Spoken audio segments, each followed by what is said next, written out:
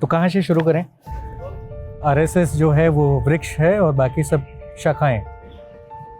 कि कोई तो एक भविष्यवाणी हुई थी जिसमें कहा गया था कि आप मुख्यमंत्री भी बनेंगे और प्रधानमंत्री भी बनेंगे। उप मुख्यमंत्री केशव प्रसाद मौर्य का योगी आदित्यनाथ के साथ बहुत अच्छे संबंध नहीं चलते हैं। एक बात बताइए, आप अखिलेश को किस तरह का नेता समझते हैं? जिन युवाओं का भविष्य एक अच्छे एजुकेशन सिस्टम को फॉलो करके बनने वाला है, उसका सोल्यूशन निकालने में 7 साल गुजर जाते हैं। तो आप उनके खिलाफ कार्रवाई करो। भारतीय जनता पार्टी उत्तर प्रदेश में 80 मतलब जितने भी लोकसभा सीटों पे चुनाव लड़ रही है उसमें कितने % महिलाओं को नेतृत्व दे रही है?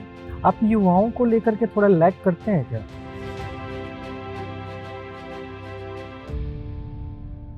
आपने कभी जिस देखा है हमारा काम कुछ देखा है? सुना था, अब आज के बाद देखेंगे। ठीक। देश में 2 चाय वाले बेहद फेमस हैं, एक प्रधानमंत्री नरेंद्र मोदी और दूसरे उत्तर प्रदेश के उप मुख्यमंत्री केशव प्रसाद मौर्य जी। मौर्य साहब आज हमारे साथ हैं और बहुत बहुत स्वागत है आपका जिसके ऑन द रिकॉर्ड शो में। मेरा नाम अनिल शारदा है सर। बहुत धन्यवाद शारदा जी। और आपने बहुत खोज करके केवल 2 लोग ही नहीं फेमस हैं, फेमस तो बहुत लोग हैं। यह 2 लोग राजनीति के अंदर आ गए इसलिए ज़्यादा फेमस दिखाई दे रहे हैं, अन्यथा चाय वाले तो यहाँ करोड़ों हैं। हाँ, वो आजकल एक लड़का भी वायरल हो रहा है जो चाय बेचता है थोड़े से यूनिक स्टाइल में। एक लड़का नहीं है, वो अनेक लड़के हैं जो चाय से अपना परिवार चलाते हैं, अपने परिवार की ज़रूरतों को पूरा करते हैं। और चाय एक बड़ा साधन है, संसाधन है और एक माध्यम है, क्योंकि चाय भी एक ऐसी ज़रूरत बन गई है देश में लोगों की, इसके आधार पर बहुत लोगों का जीवन यापन भी हो जाता है। तो आप सर अपने शुरुआत में थोड़ा चलें और बताएं कि आपके घर की पृष्ठभूमि कैसी थी जिस दौरान आप चाय बेचते थे या अखबार बेचा करते थे, वहाँ से यहाँ तक का एक सफ़र। मूल रूप से तो हम एक किसान परिवार से हैं और पहले जैसा कहा जाता था कि उत्तम खेती मध्यम बान, निश्चित चाकरी भीख निदान, मतलब सबसे निम्न श्रेणी भिक्षाटन करना माना जाता था और खेती को सबसे उत्तम श्रेणी का माना जाता था। तो हम एक किसान के बेटे हैं और कृषि कार्य ही हम लोगों का मुख्य पेशा था। लेकिन जीवन में शुरुआत कहीं से होती है और फिर उसका समापन कहीं और होता है। ऐसी ही परिस्थिति परिवार के सामने भी आई जब अच्छे से हमारे पूज्य पिताजी स्वर्गीय श्यामलाल मौर्य जी की अगुवाई में कृषि कार्य बहुत शानदार ढंग से हो रहा था, परिवार का जीवन यापन हो रहा था और एक सम्मान था समाज के अंदर। लेकिन परिस्थितियों ने करवट लिया और पिताजी गंभीर रूप से अस्वस्थ हो गए और अस्वस्थ होने के कारण शरीर में इतना नुकसान हुआ कि शरीर फिर कृषि कार्य माने बहुत परिश्रम मांगता है। चाहे वह खेत में हल से पहले जुताई होती थी, ट्रैक्टर नहीं होते थे, खेत में जो फसल तैयार होती थी उस फसल को थ्रेशरिंग नहीं होती थी, पहले खलिहान होते थे वहाँ मड़ाई होती थी और सिंचाई हो चाहे गुड़ाई हो चाहे फिर जो फसल तैयार है उसकी सप्लाई हो या उसको घर ले जाना हो या बाजार ले जाना, एक बड़ा परिश्रम रहता था। लेकिन शरीर इतना कमज़ोर पड़ गया कि खेती करने के लायक शरीर नहीं रहा। तो कम परिश्रम में से क्या ऐसा किया जाए जिससे परिवार के सामने जो समस्या खड़ी हुई है, परिवार के जो जीविका उपार्जन का एक संकट खड़ा हुआ, उसका समाधान हो। तो उसका एक ही रास्ता निकला कि कोई छोटी सी दुकान खोला जाए। तो एक गांव में जैसे छप्पर डाल करके छोटी सी दुकान डाली जाती है, एक छप्पर डाल करके चाय की दुकान, वहाँ कुछ पकौड़े वगैरह भी बनाते थे साथ में। उससे कार्य प्रारंभ हुआ, कभी 20 रुपये, कभी 25 रुपये, कभी 50 रुपये। फिर धीरे धीरे उससे भी अच्छी बिक्री हुई और उससे इनकम होने लगी, यानी परिवार ठीक से चाय की दुकान से चलने लगा। और चाय की दुकान के साथ साथ सुबह सुबह मैं अखबार का वितरण का काम भी करने लगा। कितने लोग थे परिवार के सदस्य जिनकी जिम्मेदारी आप पर उस समय आ गई थी? नहीं, हमारे चूँकि पूज्य पिताजी और माताजी थी, हमारे एक बड़े भाई भी थे, एक छोटे भाई भी थे, 3 बहनें थीं, एक मुझसे बड़ी बहन थी, 2 मुझसे छोटी बहनें थीं। तो परिवार तो कुल मिलाकर के गिनने के लिए 8 लोगों का बड़े था। थे। लेकिन और भी कई उत्तरदायित्व तो परिवार के सामने होते हैं जो पूरा करने के क्रम में कई प्रकार की कठिनाइयाँ आ जाती हैं। जैसे कहीं से आपने मिट्टी निकाला तो एक गड्ढा बन जाएगा और मिट्टी निकाल करके जहाँ डाला वहाँ पे थोड़ा ऊंचाई हो जाएगी। तो ऐसी परिस्थितियाँ आई परिवार के सामने जो सबसे बड़ा माध्यम उस समस्या के समाधान का चाय की दुकान बनी, अखबार का वितरण बना, और भी कुछ साथ में काम हम लोग करते थे। छोटे छोटे काम थे, बहुत बड़े काम नहीं थे, लेकिन उन कार्यों से परिवार की ज़रूरतें पूरी तो होती। उस दौरान जब आप ये सारी चीज़ें कर रहे थे तो अपनी शिक्षा को कैसे मैनेज करते थे? क्योंकि हमारा घर, दुकान और विद्यालय हम्म, तीनों, जैसे घर से निकलो तो बीच में विद्यालय है, विद्यालय से आगे बढ़ो तो फिर दुकान छोटी सी थी, दुकान का काम करके फिर विद्यालय भी चले जाने का मौका मिल जाता था। यह सही है कि जितना पढ़ाई में समय दे पाना चाहिए था प्रारंभ काल में, हम समय नहीं दे पाते थे, क्योंकि दुकान में समय देना, पिताजी अस्वस्थ थे तो उनकी सेवा करने में समय देना, और मेरा थोड़ा सा पिताजी से लगाव अधिक रहता था तो मैं उनकी सेवा में ज़्यादा लगा रहता था। तो यह तमाम कारण थे, लेकिन ये गैप जो था इसको हम इसलिए पाट पाते थे क्योंकि घर से निकलते थे तो थोड़ी दूर पर विद्यालय होता था, विद्यालय से थोड़ा आगे बढ़ते थे तो मुख्य मार्ग पर दुकान होती थी, तो वो समस्या नहीं आती थी। बचपन के दौरान स्कूल के समय में कोई ऐसी यूनिक याद जो आप चाहें आज शेयर करने के बारे में? देखिए, सबसे पहले तो गुरु शिष्य के जो संबंध होते हैं, उस समय और आज के समय में बड़ा अंतर आ गया। पहले जो हमें शिक्षा देने वाले जो हमारे गुरु थे, हम्म, अगर वह पिटाई भी करते थे किसी गलती पर, तो वह पिटाई बुरी नहीं लगती थी, लगता था कि हमको शिक्षा देने के लिए, हमें सुधारने के लिए वो पिटाई कर रहे हैं। हमारे जो पीटी टीचर थे, उनके माध्यम से भी कई ऐसी चीज़ें बताई जाती थी जो आज भी भूल नहीं पाया। जो क्लास में हमारे छोटी क्लास से लेकर के बड़ी क्लास तक के मित्र थे, उन मित्रों से संबंधों की जीवंतता बनाए रखने का हमने लगातार प्रयास किया है। या नहीं है कि मैं राजनीतिक क्षेत्र में काम करते करते राष्ट्रीय स्वयंसेवक संघ के शाखा में जाते जाते और फिर संगठन के काम में लंबे समय तक समर्पित रहने के बाद, राजनीति में आने के बाद हमारा संबंध नहीं किसी से खत्म हुआ, सबके साथ इस पे मैं आता हूँ। मुझे एक चीज़ बताइए, जैसे मैं अगर जब पढ़ रहा था, एक याद है पीटी टीचर वालों के साथ कि मतलब वो पिटाई बहुत करते थे। मैं बता रहा हूँ, पिटाई बहुत करते थे, और कोई अगर टेढ़ा हो जाए तो कहीं कोई त्रुटि हो जाए तो पिटना है, उसका आनंद अलग होता था। उस समय तो लगता था कि पिट गए, लेकिन आज उसको जब स्मरण करते हैं तो लगता है कि वो एक आनंददायक क्षण था।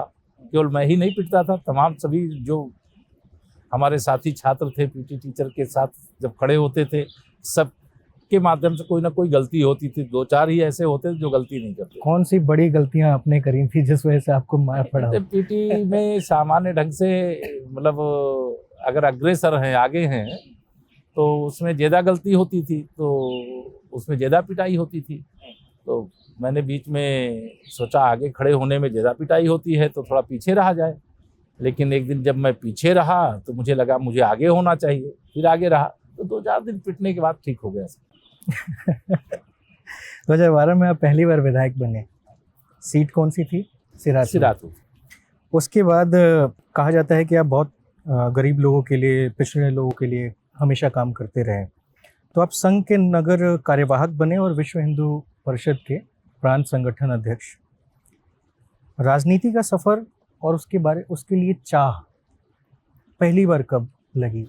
देखिए, राष्ट्रीय स्वयंसेवक संघ के स्वयंसेवक के रूप में जब हम लोगों ने नमस्ते सदा वत्सले मातृभूमि यह प्रार्थना से अपने जीवन के अंदर समाज के लिए, राष्ट्र के लिए कार्य करने की शुरुआत की, तो उस समय केवल देशभक्ति का भाव रहता था कि तन समर्पित, मन समर्पित और यह जीवन समर्पित, जी चाहता है मातृभूमि मैं तुझे कुछ और भी दूं।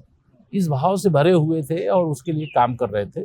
बीच बीच में ऐसे विषय, आंदोलन, संघर्ष आते रहे, जिसका हिस्सा भी मुझे बनने का मौका मिला। बहुत सारे आंदोलनों का नेतृत्व करने का मौका मिला।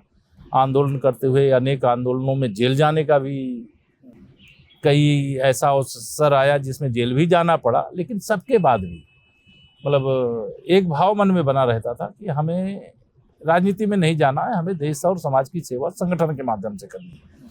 लेकिन चूंकि मेरे जो वरिष्ठ लोग होते थे, चाहे उसमें जो संघ के उस समय के प्रचारक थे, चाहे विश्व हिंदू परिषद में जो हमारे देश और दुनिया में जिनका नाम जाना जाता है, पूज्य अशोक सिंघल जी थे, उन्होंने कहा कि केशव प्रसाद चूँकि मेरा बहुत तेज है और इसको राजनीतिक क्षेत्र में काम करने के लिए भेजना चाहिए, तो उन लोगों ने विचार करके मुझे राजनीति के क्षेत्र में भेजा और 2012 में राजनीतिक क्षेत्र में आने के बाद मैं पहली बार विधायक बना।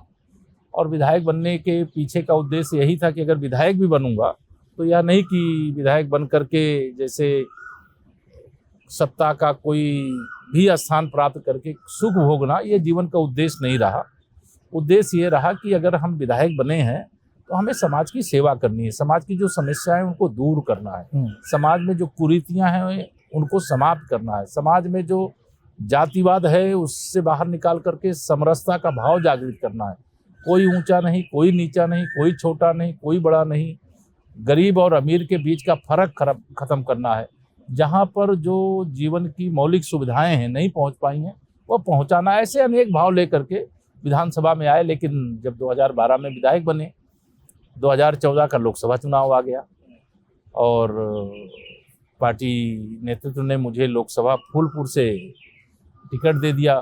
वह चुनाव भी मैं लड़ा और उस चुनाव में भी एक बहुत बड़ी विजय, 53% वोट मिल गए थे उस समय, जहां से भाजपा का खाता पहले कभी सिराथू में भी नहीं खुला था और भाजपा का खाता पहले कभी फूलपुर लोकसभा में भी नहीं खुला था। लेकिन इन दोनों सीटों में पहली बार भाजपा को जिताने का श्रेय भी मुझे मिला और लोकसभा में जीत करके संसद में पहुंच गए। अब संसद में पहुंचने के बाद फिर पार्टी ने मुझे फिर अगला दायित्व सौंपा कि केशव जी आपको प्रदेश अध्यक्ष के रूप में भारतीय जनता पार्टी उत्तर प्रदेश का दायित्व निर्वाह करना है।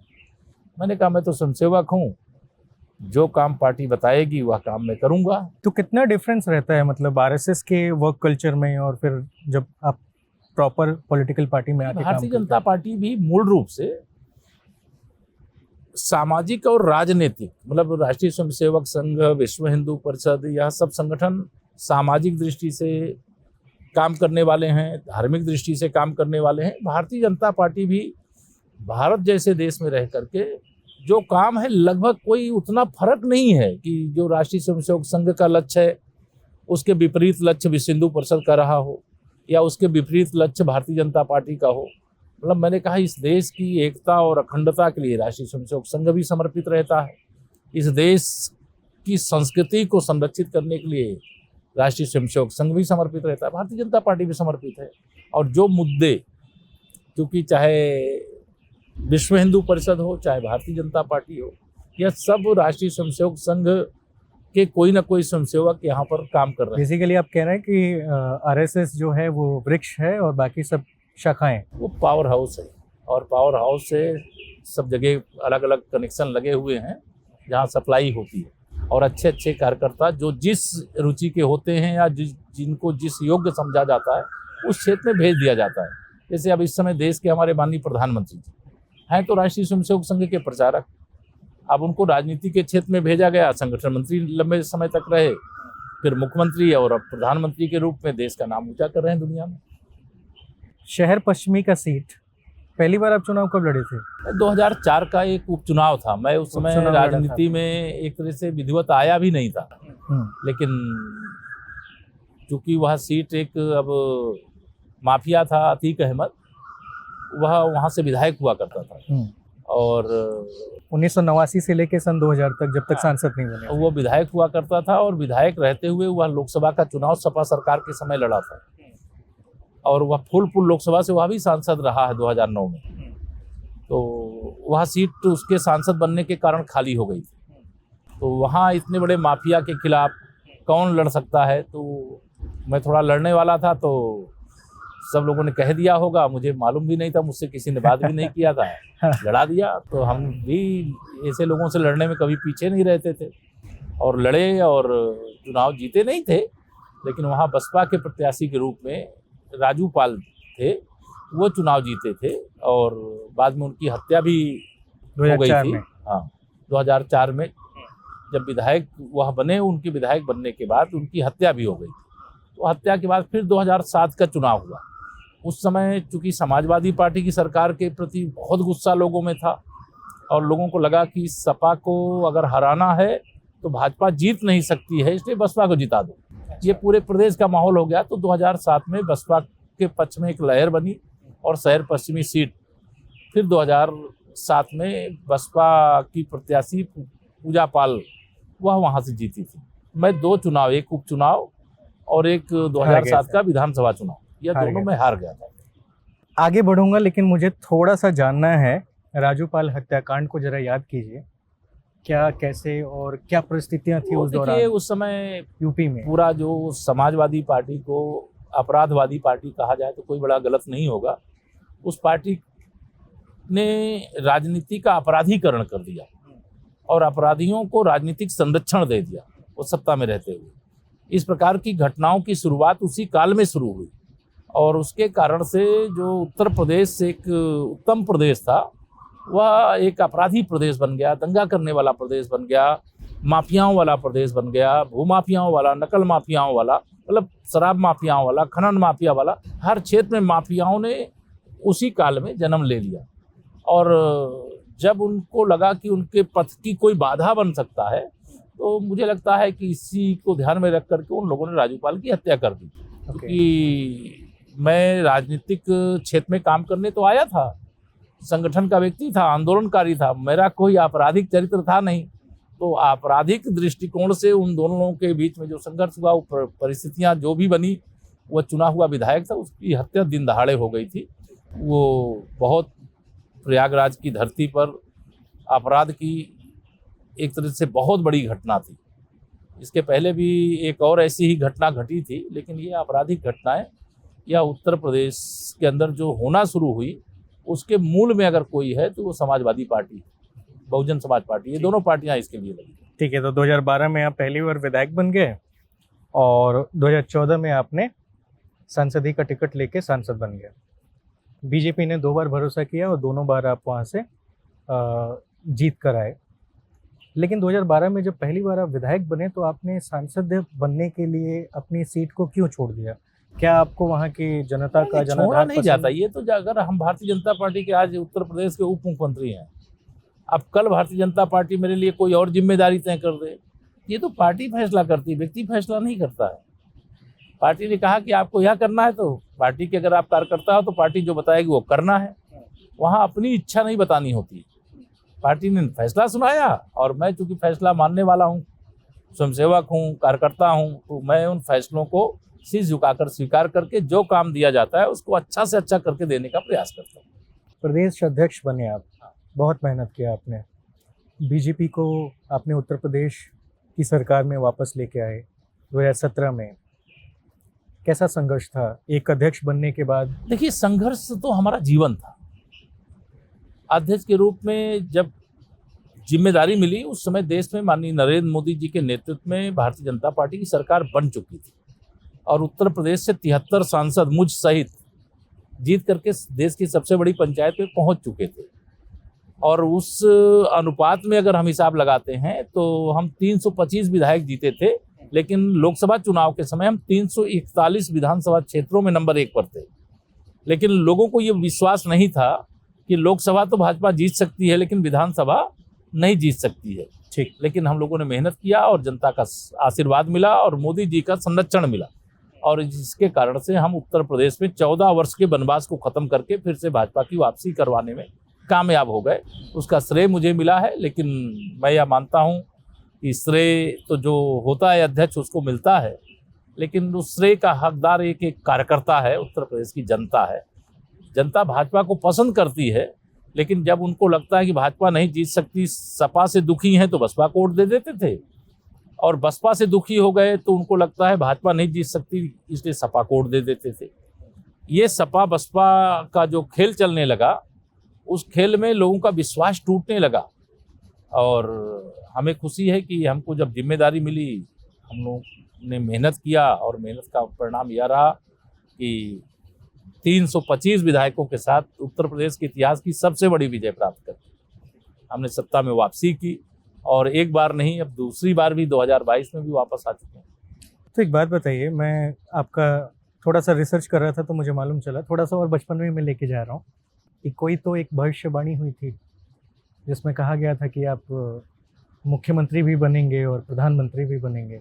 ये तो उस समय की बात है जब मैं चाय की दुकान में केवल पिताजी के साथ काम करता था, तो सामान्यतः जो गांव के तमाम मित्र होते हैं उसमें कई हमारे एक पंडित जी थे, वो अपने आप मैं उस समय तो कपड़े भी पूरे पहनने के लिए नहीं होते थे, अंडरवियर और बनियान पहन करके चाय की दुकान में बैठना होता था।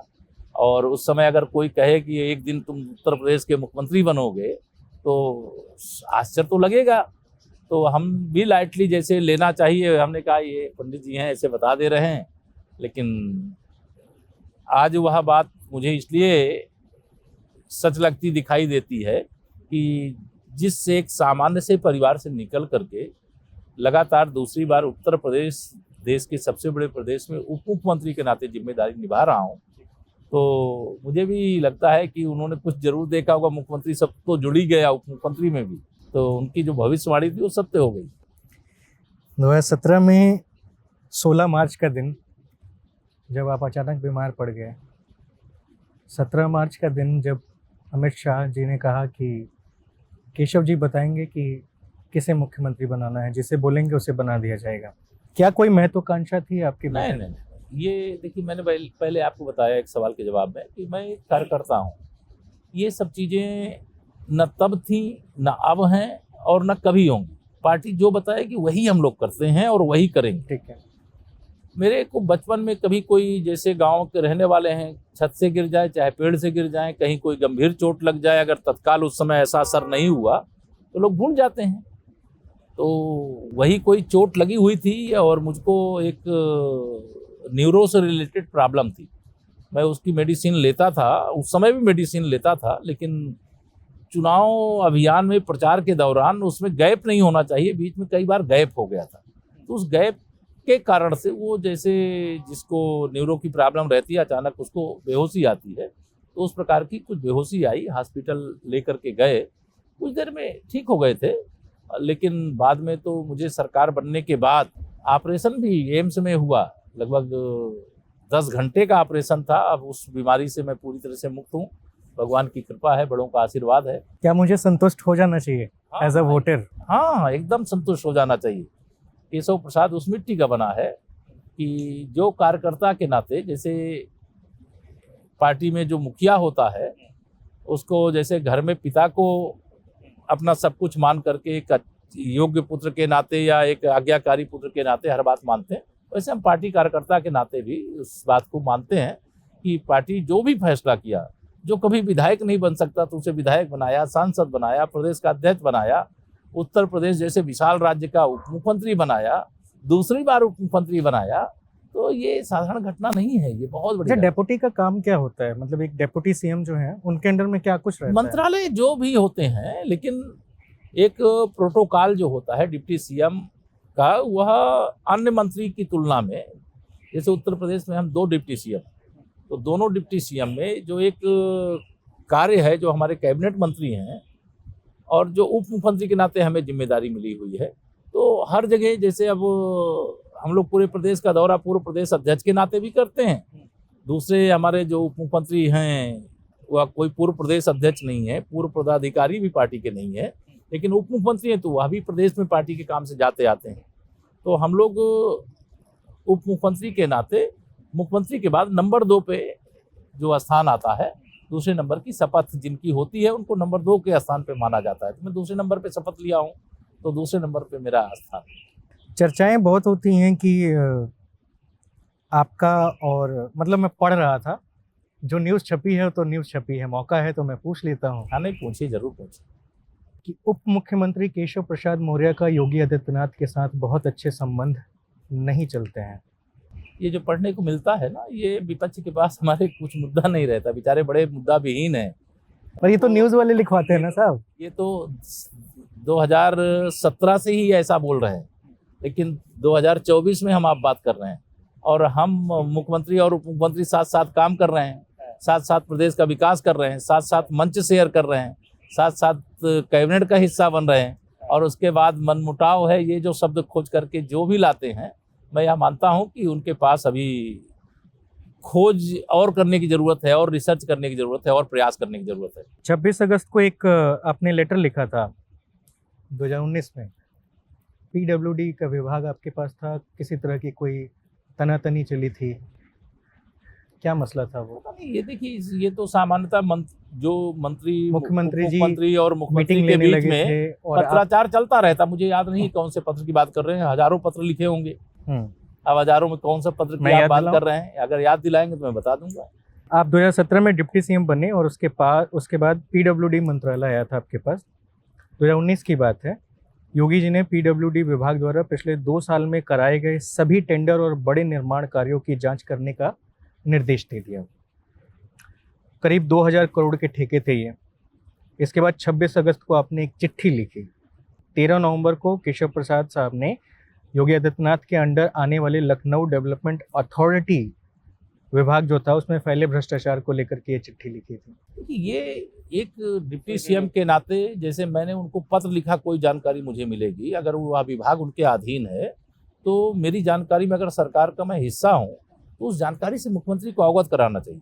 और मुख्यमंत्री के नाते उनको भी राइट है कि उनके अंतर्गत जो मंत्रालय हैं उनके साथ साथ मेरे अंतर्गत मंत्रालय, जो अन्य मंत्रियों के अंतर्गत मंत्रालय, अगर कोई उनको शिकायत मिली होगी तो वो जांच करा सकते हैं। तो सर ये जो कोई विषय नहीं है। आप लोग का जो व्यक्तिगत पत्राचार होता है हाँ। वो कैसे लीक हो जाता है मीडिया में? देखिए ये पत्राचार, जैसे मान लीजिए मेरे कार्यालय से कोई पत्र जाया गया, मुख्यमंत्री जी के कार्यालय से कोई पत्र आएगा, तो वो कोई एक व्यक्ति से दूसरे व्यक्ति तक नहीं जाता है, वो सिस्टम के थ्रू चलता है। कई स्थानों की यात्रा करते हुए पहुंचता है, तो कई स्थानों पे यात्रा करते हुए पहुंचता है तो आप जैसे कोई मित्र होंगे किसी के परिचित, लेके आ जाते होंगे। काश हमारे होते। ये तो अंदर से ही निकलवाया जाता है। नहीं तो आपको अगर मिला है तो इसलिए मिला है, अन्यथा केवल 1 to 1 होता तो वो मुख्यमंत्री जी के पास होता और उप मुख्यमंत्री के पास होता। वो चूंकि पेपर जब कोई चलता है मेरे कार्यालय से चलेगा और मुख्यमंत्री कार्यालय जाएगा, तो उसके बीच में जो तमाम स्टाफ होते हैं, अधिकारी से लेकर कर्मचारी तक, वो सब देखते हैं। अब आजकल तो सबके पास में स्मार्टफोन है, कोई फोटो खींच लिया होगा, कोई भेज दिया होगा। तो ये कोई बहुत ऐसी अगर कोई गड़बड़ है, वो चाहे मेरे अंतर्गत आने वाले विभाग में हो, चाहे मुख्यमंत्री जी के अंतर्गत आने वाले विभाग में हो, या अन्य मंत्रीगणों के अंतर्गत आने वाले विभाग में हो, और कैबिनेट के सदस्य के रूप में मैं उसका हिस्सा हूं, और जो शपथ लिया है उस शपथ में भी ये कहा गया कहीं पर भी जनहित के विरुद्ध, राज्य हित के विरुद्ध कुछ भी होगा तो हम उसको शेयर करेंगे, उस समस्या का समाधान करेंगे। स्वामी प्रसाद मौर्य से रिश्ते कैसे हैं आपके? एक सामान्य रिश्ते, जैसे स्वामी प्रसाद मौर्य जी, मैं मूलतः रहने वाला कौशाम्बी का हूँ, वो मूल रूप से रहने वाले प्रतापगढ़ के हैं। उनकी राजनीति का क्षेत्र गैर भाजपा का रहा है। मेरा जन्म से राष्ट्रीय स्वयंसेवक संघ का स्वयंसेवक रहा हूँ और आज भारतीय जनता पार्टी के कार्यकर्ता के रूप में काम कर रहा हूँ, और जीवन पर्यंत जहाँ हूँ वहीं हूँ और वहीं रहूँगा। मेरे को लेकर के मेरे विरोधियों को भी कभी शंका नहीं होगी कि केशव जी को कोई बदल सकता है। सही बात है। पहले तो वैसे वो मिनिस्टर भी थे ना आपके साथ? हाँ, हमारे पिछले कार्यकाल में जब मैं 2016 में अध्यक्ष बना था प्रदेश का, तो उन्होंने भारतीय जनता पार्टी ज्वाइन की थी और 17 में वह हमारे कमल के फूल पर जीत करके आए थे और कैबिनेट के हमारे सदस्य थे। फिर जैसे दल बदलने का जिनका स्वभाव रहता है, उन्होंने सोचा होगा कि 2022 में बीजेपी हो सकता है हार जाए, सपा हो सकता है जीत जाए, तो उन्होंने भाजपा छोड़ दिया तो वो स्वयं भी हार गए, सपा भी हार गई और भाजपा की फिर से दूसरी बार सरकार बन गई। आप हमेशा कहते रहते थे कि ये जो साहब हैं वो उनको अखिलेश यादव लिख के देते हैं, चिट पढ़ते हैं, ये क्या मसला है इसका? मैं उस समय इसलिए कह रहा था कि वो बार बार ये कहते थे कि स्वामी प्रसाद मौर्य जी अगर कोई बयान देते थे हिंदुओं के विरोध में, सनातन के विरोध में, श्री रामचरितमानस के विरोध में, तो वह उस पे अखिलेश यादव इससे हमारा लेना देना नहीं है। अरे भाई, अगर लेना देना नहीं है, आपके पार्टी के राष्ट्रीय महासचिव हैं और आपकी पार्टी के विधान परिषद के सदस्य हैं, तो आप उनके खिलाफ कार्रवाई करो। मतलब दोनों हाथ में लड्डू कैसे रहेगा? तो कार्रवाई भी नहीं कर रहे थे और सहमति भी नहीं जता रहे थे। तो मैं उस पर ये कहता था कि वो लिख करके ही देते थे, वही ये पढ़ते थे।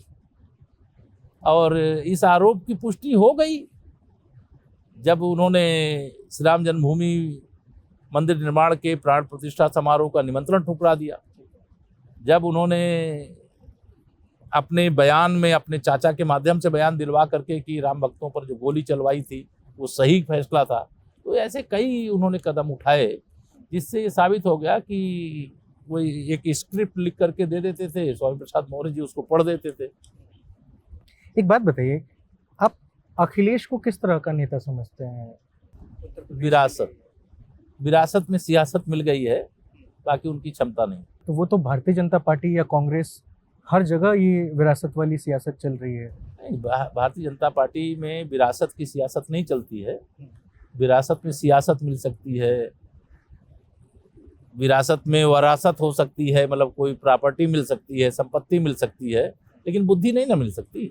वो मुलायम सिंह यादव जी नहीं बन सकते ना। मुलायम सिंह यादव जी के जीवन काल में सपा की सरकार बनी थी। अब जो नेता इस धराधाम में नहीं है उनके बारे में कोई टिप्पणी नहीं करना चाहता। खैर, बुद्धि की बात आप सही कह रहे हैं सर, हाँ, एक्सेप्टेड। हाँ। लेकिन सपोज अगर कोई परिवारवाद चलाता है, मान लीजिए अगर आपका ही कल बेटा राजनीति में आने की कोशिश करेगा तो आप उसे रोक तो नहीं सकते हैं। देखिए, बेटा बेटी कोई राजनीति में आना चाहे, किसी को न रोका जाता है न रोका जाएगा। बिल्कुल। लेकिन परिवारवाद वह है कि जैसे राज्य की राजनीति में जिनकी भूमिका है, राष्ट्रीय अध्यक्ष भी वही बनेंगे, उनके बाद उनके बेटे अध्यक्ष बनेंगे, उन बेटे के बाद उनकी पत्नी अध्यक्ष बनेगी, पत्नी फिर उनका बेटी अध्यक्ष बनेगी, सरकार बन जाएगी तो मुख्यमंत्री वो बनेंगे, उनके बाद उनके बेटे मुख्यमंत्री बनेंगे। वैसे देश की राजनीति में प्रधानमंत्री श्रीमती इंदिरा गांधी जी बनेंगी, वो नहीं रहेंगी तो राजीव गांधी जी बनेंगे, वो नहीं रहेंगे तो भले देश कभी भी प्रधानमंत्री नहीं बनाएगा, श्री राहुल गांधी जी सोचे हम प्रधानमंत्री बनेंगे। तो यह परिवारवाद है। कोई घर में राजनीति किसी के कर रहा है, समाज की सेवा है ये। और यह हमारे प्रधानमंत्री जी ने दिखा दिया, समाज की सेवा जो की जाती है वो कैसे की जाती है, कितना परिश्रम किया जाता है। लगातार 18 घंटे काम करके प्रधानमंत्री जी ने बताया कि राजनीति का माध्यम भ्रष्टाचार करना नहीं है, लोगों का शोषण करना नहीं है, गरीब की सेवा करना है, देश की सेवा करना है। उसके लिए ये नहीं है कि सत्ता मिल गई तो सुख भोगो, सत्ता मिल गई है तो सेवा करो, विपक्ष में हो तो सेवा करो, न सत्ता में भी नहीं हो विपक्ष में नहीं हो तो भी सेवा करो राजनीतिक कार्यकर्ता के रूप में।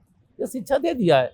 जिनके पास पैतृक रूप से वो समझते हैं कि हमारी विरासत है, हमारी पार्टी है, हमारी जागीर है, कोई लोकतांत्रिक प्रक्रिया उनके यहाँ नहीं है, उनके यहाँ ये प्रॉब्लम आती है। तो आपको लगता है कि अखिलेश कभी भी मतलब एक सही कैंडिडेट नहीं हो सकते हैं उत्तर प्रदेश की सरकार चलाने के लिए? मैं अहंकार बस नहीं बता रहा हूँ, लेकिन मेरे पास भी जो बहुत सारे परिचय क्षेत्र के तमाम सारे ज्योतिषाचार हैं उनसे भी मैंने पूछा है, राजनीतिक जो समझ रखने वाले हैं उनसे भी मैंने चर्चा की है। मैं भी स्वयं समझता हूँ कि श्री राहुल गांधी जी देश के प्रधानमंत्री नहीं बन सकते अब, और श्री अखिलेश यादव जी अब उत्तर प्रदेश के मुख्यमंत्री नहीं बन सकते। अब वो विपक्ष की जो कुर्सी मिली है नेता की, अगर उसका निर्वहन ठीक से करेंगे तो अति उत्तम। कितना पर्सनल स्पेस मिलता है आपको जब से आप उप मुख्यमंत्री बने हैं तब से? देखिए, कुछ सार्वजनिक जीवन में जब कोई आता है वो पर्सनल उसका कुछ नहीं रह जाता है। सार्वजनिक जीवन का मतलब सार्वजनिक हो गया, समाज के हो गए, राष्ट्र के हो गए। परिवार है, एक गृहस्थी है, और परिवार के अंदर जो सदस्य हमारे बेटे के हैं, बहू हैं, वो एक अलग है। कभी घर गए तो 5 मिनट 10 मिनट। सब कोई क्या करता है, मतलब आपके बच्चे कौन कौन हैं और किन? हमारा एक बड़ा बेटा है, वो कुछ एजुकेशनल इंस्टीट्यूट वगैरह, अपना कॉलेज वगैरह चलाता है। छोटा अभी बिट्स मिलानी से पास आउट होकर के आया है, तो अपना तैयारी कर रहा है MBA की। तो बाकी परिवार में भाई लोग अपना घर में छोटा मोटा कारोबार करते हैं। एक छोटा भाई है, वो सर्विस करता है। तो सब अपने अपने काम में, बहनों की शादी हो गई, वो अपने घर हैं। तो जब आप लोग जाते हैं, मिलते हैं अपने बच्चों से ही, अपने परिवार से या रिश्तेदार से ही, तो बेसिकली कितना समय आप दे पाते हैं? देखिए, परिवार हमसे भी अपेक्षा नहीं करता है कि हम उनको बहुत समय देंगे, और हम भी यह प्रयास करते हैं कि परिवार इतनी अपेक्षा ना रखे कि हम बहुत उनको समय देंगे। अगर हमारे पास समय होगा तो परिवार को भी समय देंगे, लेकिन अगर राजनीति कर रहे हैं समाज की सेवा करने के लिए, राज्य की, राष्ट्र की सेवा करने के लिए, तो ज़्यादा समय हम वहीं देंगे। एक और चीज़ मुझे बताइए कि उत्तर प्रदेश में जो दलित पिछड़ा समाज है, इंक्लूडिंग मौर्य समाज, उसके मतलब उत्थान के लिए आपके पास क्या विजन है? देखिए, जाति की बात हमारे यहाँ नहीं की जाती है। हाँ, मैं एक जाति लड़ाई तो सब उसी की है सर। नहीं, वो कहना अलग बात है, लेकिन हम लोग ऐसे कार्यकर्ता हैं कि नेता की भावना को समझते हैं, नेता के निर्देश को समझते हैं, और हमारे नेता माननीय नरेंद्र मोदी जी हैं। नहीं, आप सवाल नहीं समझे सर। मैं आपको बता रहा हूँ, आपका सवाल मैं समझ गया हूँ। और हमारे नेता माननीय नरेंद्र मोदी जी हैं।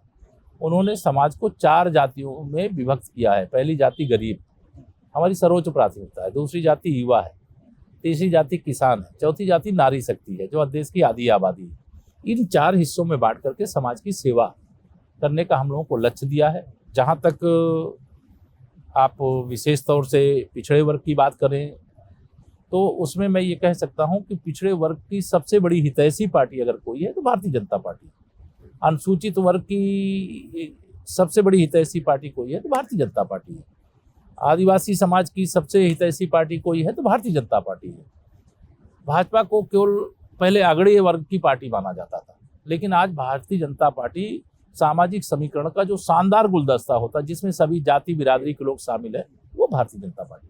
पर अगर मैं थोड़ा सा डिनाई करूं, क्योंकि मैं ग्राउंड रिपोर्ट्स वगैरह करता रहता हूं, खासकर उत्तर प्रदेश, बिहार, झारखंड, मध्य प्रदेश, इन सब राज्यों में तो बहुत ट्रैवल किया है।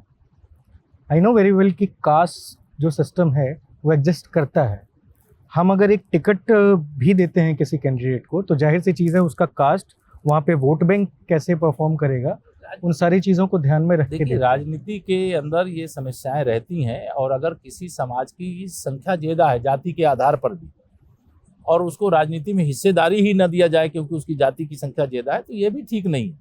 सबको हिस्सेदारी देना, जो राजनीति के अंदर बहुत सी अभी भी ऐसी बिरादरियां हैं जिनका ना कोई विधायक है ना कोई सांसद है, सरकारी सेवाओं में कोई एक चपरासी भी कई समाजों के लोग ऐसे हैं जिनका कोई नहीं है, तो सबको हिस्सेदारी देना, सबको सम्मान देना, सबको स्थान देना, सबको विधानसभा लोकसभा में भेजने का प्रयास करना, ये भारतीय जनता पार्टी ने शुरू किया है। और समाज का बहुत बड़ा हिस्सा आज किसी न किसी सदन में, चाहे वो ब्लॉक हो, चाहे वो जिला हो, चाहे वो विधानसभा हो, चाहे लोकसभा हो, चाहे विधान परिषद हो, चाहे राज्यसभा हो, कहीं ना कहीं सब स्थान देने का काम चल रहा है। युवाओं और महिलाओं के प्रतिनिधित्व को लेकर के मैं सवाल करूंगा, लेकिन उसके पहले एक सवाल मेरे जहन में आया।